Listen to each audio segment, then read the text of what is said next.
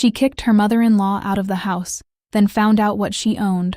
Welcome to satisfying drama stories, where family conflict, betrayal, and karma unfold in gripping emotional stories with endings that deliver justice. If you love dramatic twists, relatable characters, and satisfying revenge arcs, you're in the right place. New stories every week. If you enjoy stories about family, karma, and quiet justice, hit like on this video and subscribe to the channel so you never miss the next one. Now let's get into the story. Alice was 65 years old, and for most of her life she had prided herself on never being a burden to anyone. She had raised her son Cade on her own after her husband passed away, working double shifts at a hospital for over 20 years so that he would never go without. When Cade grew up, married a woman named Julie, and settled into a quiet life 2 towns over, Alice felt like her job as a mother had finally reached its finish line. She lived alone in a small 3rd-floor apartment, content with her simple routine of morning walks, crossword puzzles, and Sunday phone calls with her son. That routine ended the day she fell on the stairs outside her building. It was late autumn, and the steps were slick with wet leaves. Alice lost her footing, twisted hard, and landed on her ankle in a way that made her cry out loud enough for a neighbor to come running. The sprain wasn't life-threatening, but it was bad enough that the doctor told her she needed to stay off her feet and avoid stairs for at least 6 weeks. That was a problem, because her apartment was on the 3rd floor of a building with no elevator. When Cade found out, he didn't hesitate. He drove over the same afternoon, helped her pack a bag, and told her she was coming to stay with him and Julie until she healed. Alice tried to protest, insisting she could manage on her own, but Cade wouldn't hear it. He said it only made sense. Their house was a single story. There was a spare bedroom on the ground floor, and it would be easier for everyone if she was close by while she recovered. Alice agreed, though not without some reluctance. She had always believed that grown children shouldn't have to take care of their parents the way parents once took care of them. She didn't want to be seen as needy, and she certainly didn't want to be seen as a weight around anyone's neck. So the moment she settled into the spare room at Cade and Julie's house, she made a decision. If she was going to stay there, she was not going to take without giving something back. She began paying for all of the groceries, not just her own portion, but the entire household's. She also insisted on covering a share of the utility bills, telling Cade it was the least she could do while she stayed under their roof. It wasn't a small amount of money. In fact, it was more than most people would have offered in her position.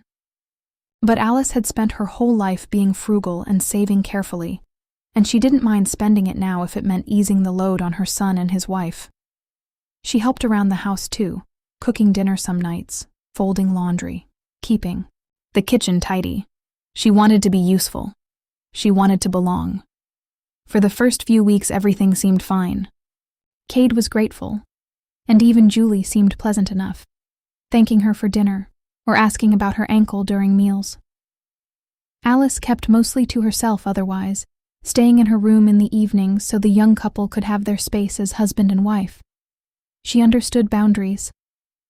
She had been married once too, and she remembered what it felt like to want a home that belonged only to you and your spouse. But somewhere around the 3rd week, Alice began to notice a shift. Julie's warmth started to cool. She would answer questions with short, clipped responses. She stopped making eye contact during dinner. Little sighs crept into her voice whenever Alice asked something as simple as where the extra towels were kept. Alice noticed all of it, the way mothers and grandmothers often do. But she didn't want to make trouble. So she asked her son quietly one evening if everything was all right. Cade told her not to worry. He said Julie had been under a lot of stress at work, that her job had piled on new responsibilities, and that she probably just needed some time to decompress. Alice wanted to believe him. She wanted more than anything for this arrangement to work out peacefully. So she nodded, thanked him for the explanation, and did what she always did best. She made herself smaller. She started eating dinner earlier so she wouldn't be in the kitchen when Julie came home. She spent more time in her room, reading or watching television quietly with the volume low. She stopped offering to help with chores unless she was specifically asked, worried that even her kindness was somehow becoming an inconvenience. Weeks passed this way, the tension growing thicker even as Alice tried to make herself as invisible as possible in a home she was helping to pay for. Then came the morning that changed everything. Alice was standing at the kitchen counter pouring herself a cup of coffee before Cade left for work, when Julie walked in, arms crossed, her expression sharp and unwavering. Without any warm-up, without any softness in her voice, Julie told Alice that it was time for her to leave. She said the house didn't belong to Alice, and if she wanted a home of her own, she should go find one. Alice stood there for a moment, coffee cup still warm in her hands, absorbing the words. There was no argument in her, no plea, no attempt to remind Julie of the money she had contributed, or the meals she had cooked, or the quiet respect she had tried so hard to show. She simply looked at her daughter-in-law and said calmly, "Okay." That was it. No raised voice, no tears, just quiet acceptance, the same kind of quiet acceptance that had carried her through decades of hardship. She packed her bags that same morning. By early afternoon, she had checked into a small hotel a few miles away, the kind of place with clean sheets and a coffee maker in the corner, nothing fancy, but enough to give her a place to think. She didn't call Cade to complain. She didn't ask Julie for an explanation. She simply began making a plan. Alice had decided a long time ago, quietly, without telling anyone, that if she was ever going to move again, it would be the last move she ever made.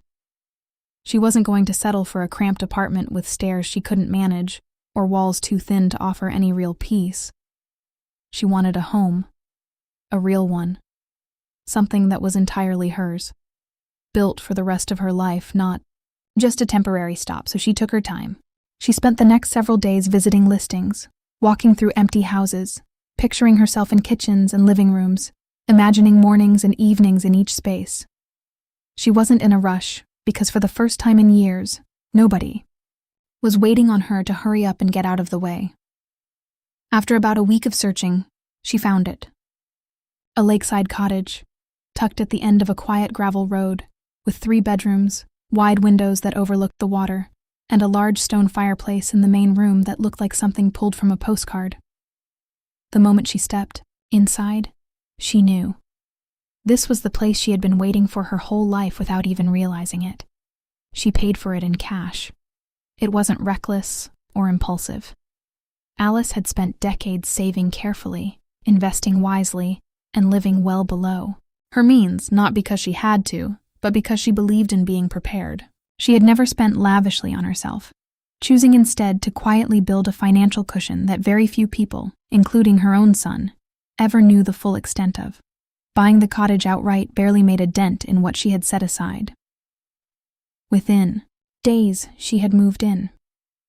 The transition was smooth, almost effortless, as if the universe had simply been waiting for her to claim the life she deserved. She unpacked slowly, arranging her books, hanging photographs of her late husband, setting up a rocking chair by the window that faced the water. For the first time in months, maybe years, she felt something close to peace. She called Cade and told him where she was living, describing the cottage in simple terms, nothing boastful, just factual. Cade sounded surprised, then curious, and asked if he and Julie could come see it. Alice, never one to hold a grudge for the sake of pride, agreed.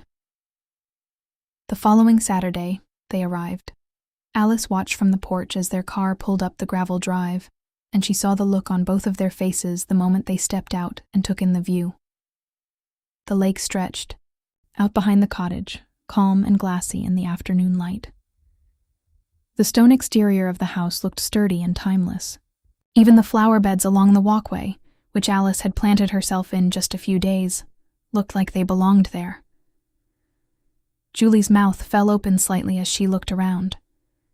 She turned to Alice, almost bewildered, and said she never imagined Alice could afford a place like this. There was something in her tone, not quite an apology, but something close to disbelief.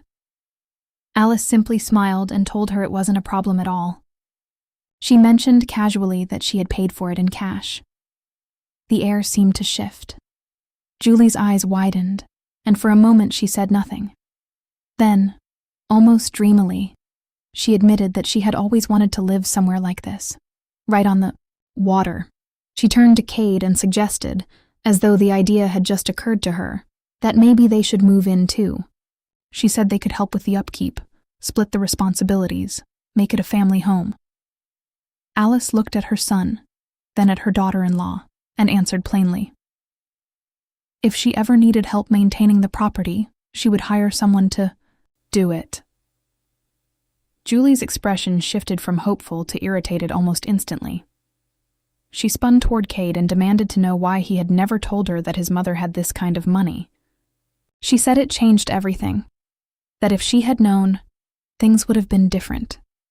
Cade, looking uncomfortable, told her quietly that he never thought it mattered, and that it wasn't really anyone's business but his mother's. Alice didn't raise her voice. She didn't gloat, and she didn't remind Julie of the groceries she had paid for, the bills she had covered, or the months she had spent trying to be as quiet and as helpful as possible in a home that was never truly hers. She simply looked at Julie, steady and calm, and said that time was up. It was time for her to leave. The two of them left shortly after, the tension between them thick enough to feel from the porch as their car disappeared down the gravel road. Alice stood there for a long moment looking out at the lake, feeling the breeze roll in off the water. She didn't feel triumphant exactly. She didn't feel bitter either. What she felt was something quieter, something that had taken 65 years to arrive at. She felt, for the first time in a long time, completely and entirely at home. If you enjoyed this story, don't forget to like the video and subscribe for more stories just like it. Thank you for watching, and I'll see you in the next one.